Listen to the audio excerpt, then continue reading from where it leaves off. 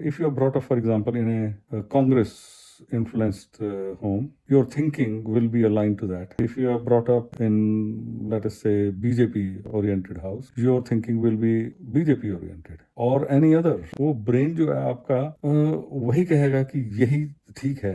You are wearing a red specs, red shades आपने डाली हुई हैं और आपने yellow shade डाली हुई है. So what will happen is, कोई भी चीज आप देखोगे आपको या रेडिश नजर आएगी या येलोइश नजर आएगी. That is how your brain functions.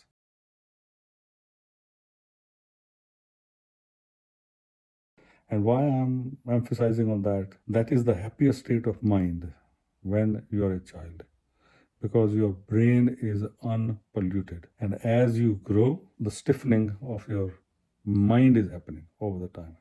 It depends on what exactly your circumstances are, how you're brought up. It has got nothing to do with कि आप किस घर में पैदा हुए, that what you're going to become. It depends on how you have been brought up. Silver spoon, so called, is not available to each and every child, but silver bringing can be beneficial to every child, because if you are brought up good, especially in the few formative years, I call, up to the age of 7, 8, loads of your value system is developed at that time. So when your mind setup is like becoming one-sided, then I think your capacity to analyze becomes so low, because you're already biased. That is where the problem comes, because then आपकी जो सोच है वो एक तरीके की हो जाती है.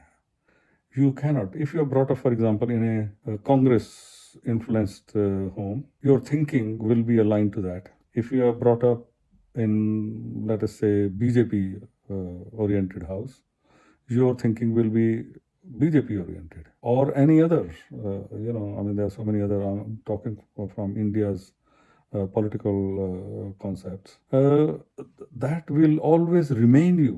वो brain जो है आपका वही कहेगा कि यही ठीक है, बिकॉज आपकी जो कैपेसिटी थी ओवरऑल एनालिसिस की, वो इन्फ्लुएंस इतनी ज़्यादा होगी. It is like you are wearing a red specs, red shades आपने डाली हुई हैं और आपने येलो शेड डाली हुई है. So what will happen is, कोई भी चीज़ आप देखोगे आपको या रेडिश नज़र आएगी या येलोइश नज़र आएगी. That is how your brain functions. And that too, I mean, there could be blue shades and green shades. This is just for example only. कि अगर आप उसको शेड्स को अपने उतारोगे नहीं, जब आपने अपनी गॉगल्स आपने रिमूव करके नीचे रख दी, then you see the world clear completely. फिर आपको नजर आना शुरू होता है कि रॉन्ग क्या है, राइट क्या है, एनालिसिस कैसे करना है, नहीं करना है. No, in the political sector, nobody is your friend. Everybody is playing politics. Therefore, you have to judge each and everything over the years in a very objective manner. Subjective नहीं होना है. Once you are subjective, then it becomes a problem, क्योंकि आपकी अपनी analytic capacity है वो finish हो गई, और influence हो गई. And same thing is happening with a child being brought up in different religion, for example. Religion is one of the biggest pollutant. Religion की जो ह्यूमैनिटी लेवल है, that is the most important thing. मगर जो उसके आसपास जो किसी भी रिलीजन की, वो जो ह्यूमैनिटी लेवल मिडिल में रह जाता है, स्टोरीज उसके आसपास रह जाती हैं. There so many of them and they are the stories जो हैं उसको रिलीजन को प्रोपेगेट करने के लिए, not to explain the religion better. Stories को प्रोपेगेट करने के लिए they have been heavily influenced over the years. सालों साल से ये लगे हुए हैं. एक कंपटीशन है रिलीजन का. And at the end of the day इंसान ये सोचता है कि because I am born in this religion, I am bound by this. Really speaking, no. क्योंकि हर एक रिलीजन आपको ह्यूमैनिटी सिखाने की कोशिश कर रहा है. But at the end of the day, it is taking, when it becomes to the extreme size of any religion, कोई भी रिलीजन हो, let's not name it, because it becomes a problem. Name करते हो तो लोग उसी को पहले, because they're already wearing some shades. Again, religion has got all different shades also. Same thing, red, blue, yellow, green, whatever you can call the names. उनको उसी तरीके से नजर आएगा हर एक चीज. And they are become so protective about their religion कि उनको समझ नहीं आती है over time, what are you doing? आप सोच नहीं सकते उसके बाहर. एक बारी बच्चे के दिमाग में वो डाल दिया कि वही ठीक है. The concept of hell and heaven created by practically all religions. It's a big nonsense. अगर आप सोचो ध्यान से बैठ के, कौन सा इंसान हेवन से उतर के नीचे आया कि मेरे को हेवन में ये ट्रीटमेंट वहां से मिली, और हेल के अंदर जो डिस्क्रिप्शन है, जो भी डिफरेंट रिलीजन की डिफरेंट है बट वेरी सिमिलर, उसके पकोड़े तले जा रहे हैं ऑयल के अंदर और something like that is absolute nonsense. That is not what is happening. Human being means propagation of your own humanity. आपको एक दूसरे इंसान से अगर दर्द नहीं है, इररिस्पेक्टिव ऑफ उसका रिलीजन क्या है, अगर आपको इंसान से उसकी इंसानियत नहीं नजर आती, that means there is something wrong. So it is very important कि ये जो इंसान को ये जो इन्फ्लुएंसेस है अपने इन चीजों के, वो रिमूव करना बहुत जरूरत है. And then once you are in a calm mind, you are composed in yourself, फिर आपको रियलाइज होगा कि ये जो मेडिटेशन का असली मतलब क्या है. मेडिटेशन का मतलब ये नहीं है कि आप 10-15 मिनट घंटे के लिए एक जगह पर बैठ जाओ and then trying your self best कि मैं अपने आप को फोकस कर सकूं. That is not the true meaning of it. तो सम पीपल आर ट्राइंग कि एक जैसे मैंने योगा कर लिया और मैंने मेडिटेशन कर ली, every day I am doing it. But where is your focusing of your thoughts? That is the most important. And understand the true meaning of meditation. क्या है true meditation का meaning ये है कि you're trying to bring yourself to your original self when you were a little child, and you are then in a very protective zone, and you will find that there is a happiness in that particular zone आपके लिए. And main purpose ये है कि अपने आप को inward read करना कि आप है कौन. That is the true meaning कि आप खुद कौन हो, क्या है तुम्हारी वजूद क्या है.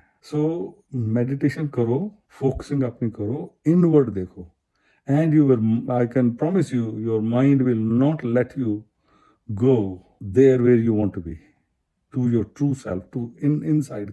तुम्हारा जो अंदर वाली रियल सेल्फ है when you are a child, वहां तक आपको पहुंचने के लिए it will be a journey.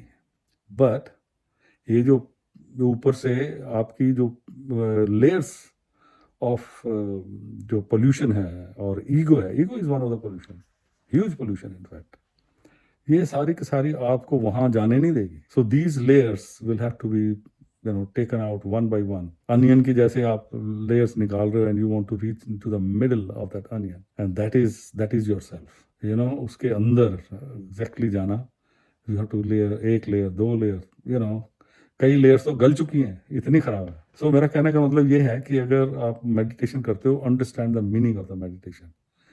अपने दिमाग को, अपने mind को focus करो, undisturbed by anything, undisturbed by any of the polluting force.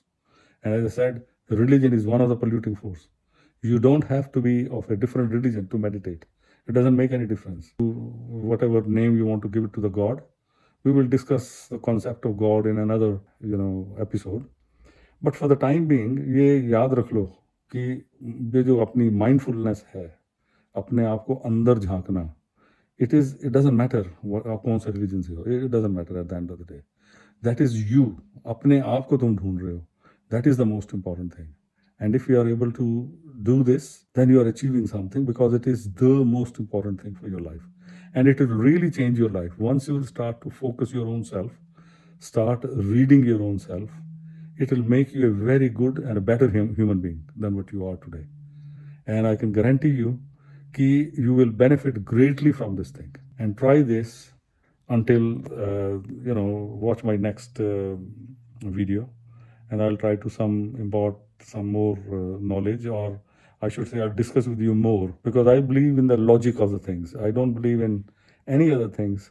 जो भी लोग influence होते हैं by various things, I don't believe in those ones. I believe in what is the logic. What is the logic behind it? अगर logic right है, then everything is fine. So my request to you is to think about it and see if you got any comments on this one. Thank you. Thank you for watching. Bye-bye.